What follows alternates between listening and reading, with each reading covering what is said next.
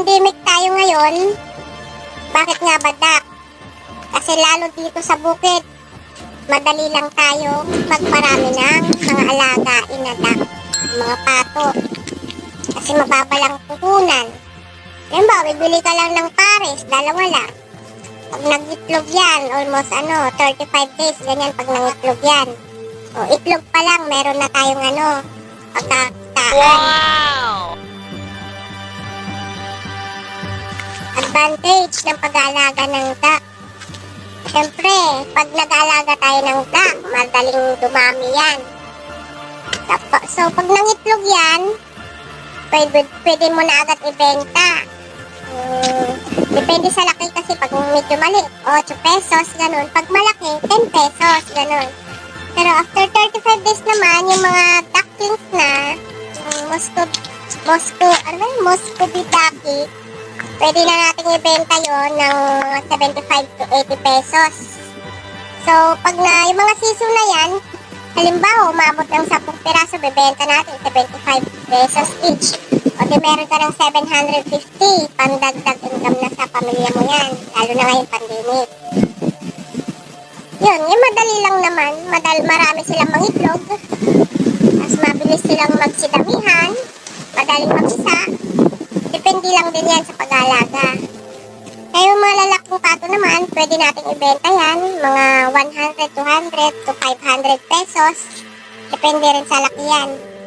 Kaya mabilis lang magparami ng mga pato, mabilis din ang income, mabilis din ang pagkakitaan. Mula sa pagiging itlog, ducklings, hanggang sa yung mga matured na. Madali lang income dyan. Disadvantage naman, syempre unang-una dyan, yung paglilinis. Kailangan magpalit ka lagi ng mga tubig nila, inumin nila. Tsaka yung mga may pans naman, may mga swimming pool nila, yung tinatag swimming pool nila, kailangan din linisan yan. Tsaka yung mga vitamins nila, kailangan din alagaan mo.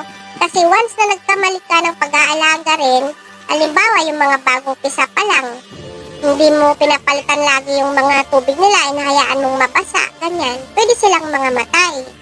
Tapos yung mga itlog, pag hindi nalilimliman, yung mga may similya o wala, halimbawa yung mga walang similya, yun ang nililimliman, hindi yan mapipisa. Kaya dapat, kailangan din nating iayos. Yung mga disadvantage, mahirap. Hindi mo naalagaan maigi. Tapos yung paglilinis ng mga kulungan nila, yung mga languyan nila, ganyan. Yung mga disadvantage. Kaya mahirap din, hindi yan basta-basta na lang na hayaan mo na lang sila mangitlog dyan. Kailangan mo rin alagaan, bantayan, lagi.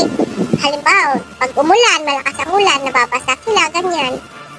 Kaya kailangan ayusin din. Yun, disadvantage. Pagdating naman sa marketing, halimbawa, kumuha ka ng 2 duck, nangitlog ng nangitlog, ganyan. Tapos napisa, tapos nangitlog na naman yung mga napisa.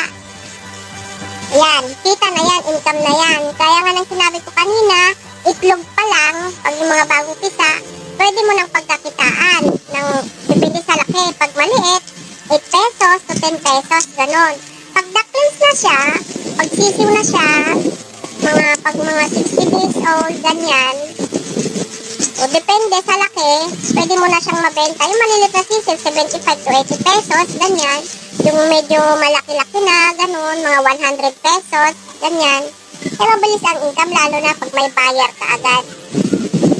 Yun, mabilis lang naman ang income ng dapat lang talaga alagaan maigi para marami silang mangitlog. Yan, kikita ka agad.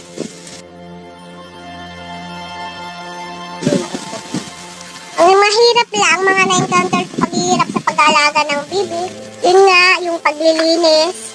Kung may fish pond kayo, ganun, yung mga swimming pool nila, kailangan laging malinis.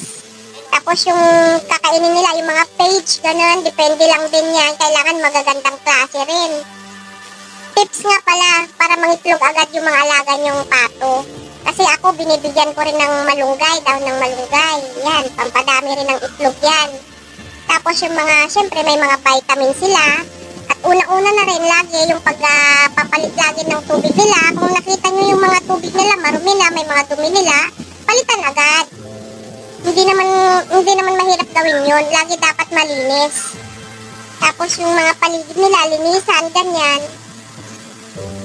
Yun ang mahirap lang din, yung mga paglilinis, yung pagbabantay, yung mga sa tubigan nila, yan, kailangan lagi talagang malinis. Mga pagkain nila, tapos pag umuulan, dapat yung mga ducklings hindi dapat nababasa yan, yung mga paa nila, ingatan. Kaya ingat-ingat din sa mga ducklings para lumaki agad. Yun lang, mga na-encounter kong hirap.